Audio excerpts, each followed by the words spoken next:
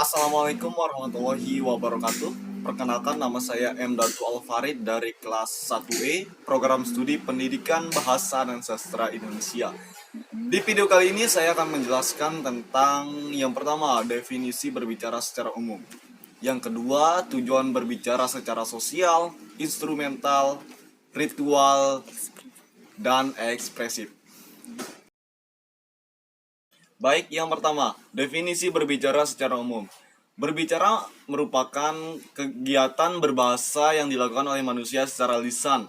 Berbicara merupakan kemampuan manusia dalam mengungkapkan suatu ekspresi maupun gagasan-gagasan pikirannya. Seperti contoh yang saya lakukan seperti ini, yaitu saya berbicara untuk menjelaskan kepada teman-teman ataupun kepada saudara-saudara sekalian bagaimana sih cara kita berbicara, bagaimana sih cara kita mengekspresikan pikiran-pikiran yang ada dalam otak kita ini, sehingga kita dapat menelaah berbicara itu seperti apa sih, dan berbicara itu dapat tentu bermanfaat bagi kita sendiri maupun orang lain, karena memudahkan kita dalam berkomunikasi atau mengungkapkan hal-hal lain yang dapat memiliki suatu tujuan bersama maupun satu orang lain dan orang lainnya. Sekian. Yang kedua, tujuan berbicara secara sosial, yaitu menjadikan berbicara sebagai sarana untuk membangun konsep diri, eksistensi diri, kelangsungan hidup, dan menghindari segala jenis tekanan dan ketegangan. Orang yang berbicara adalah orang yang dapat merasakan atau dapat meningkatkan daya komunikasinya dengan orang lain, lebih memudahkan suatu hal yang dia lakukan. Seperti contohnya di masyarakat, yaitu kita sebagai warga atau kita sebagai penduduk pasti yang namanya berbicara, ataupun misalkan di dalam suatu masyarakat tersebut mengadakan suatu kegiatan gotong royong. Nah, kita sebagai masyarakat tentu yang namanya bermusyawarah.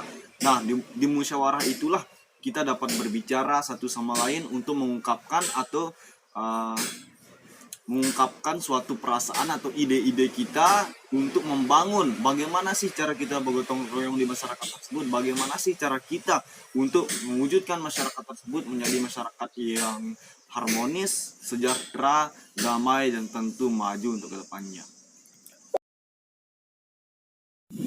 Yang ketiga yaitu tujuan instrumental. Dalam tujuan instrumental ini, kegiatan berbicara digunakan sebagai alat untuk memperoleh sesuatu. Sesuatu yang saya maksud adalah seperti jabatan, pekerjaan, ataupun hal-hal lainnya. Seperti contohnya yaitu pekerjaan. Nah, di dalam pekerjaan tersebut pasti yang namanya ada tahap seleksi. Seleksi tersebut seperti contohnya tes tulis, tes wawancara. Nah, tes wawancara ini kita lakukan atau kita pasti menggunakan berbahasa seperti berbicara. Berbicara yang saya maksud di sini adalah bagaimana cara kita mengungkapkan skripsi kita ataupun syarat-syarat kita, apa sih tujuan kita untuk memilih pekerjaan tersebut dan lain sebagainya.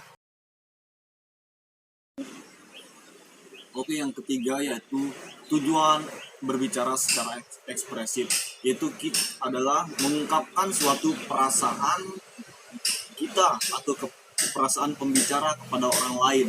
Seperti contohnya yaitu perasaan untuk mengungkapkan rasa kasih sayang kita, entah itu misalkan kepada ibu kita, adik kita, pacar kita.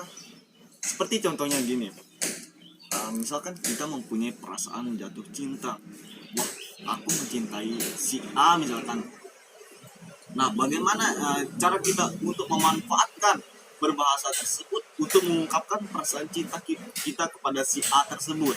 Misalkan contohnya berbicara seperti ini, aku cinta kamu. Nah, itu merupakan suatu ungkapan berbicara. Tentu apabila kita tidak mengungkapkan suatu pembicaraan tersebut, misalkan kita cinta nih sama dia, tetapi bagaimana sih cara kita mengekspresikannya? Masa kita pakai jari gini, tentu orang yang kita cinta itu tidak mengetahui bagaimana perasaan kita. Nah, itulah salah satu tujuan ekspresif dari berbicara. Yang keempat yaitu tujuan ritual.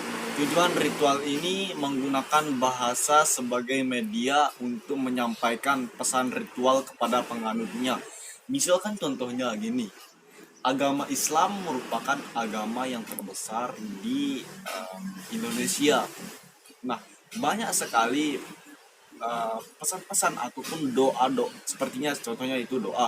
Nah, dalam doa tersebut pasti kita menggunakan bahasa untuk berbicara untuk menyampaikan perasaan kita ataupun menyampaikan keinginan kita kepada uh, Allah Subhanahu wa taala. Misalkan contohnya gini, kita merasa banyak masalah nih.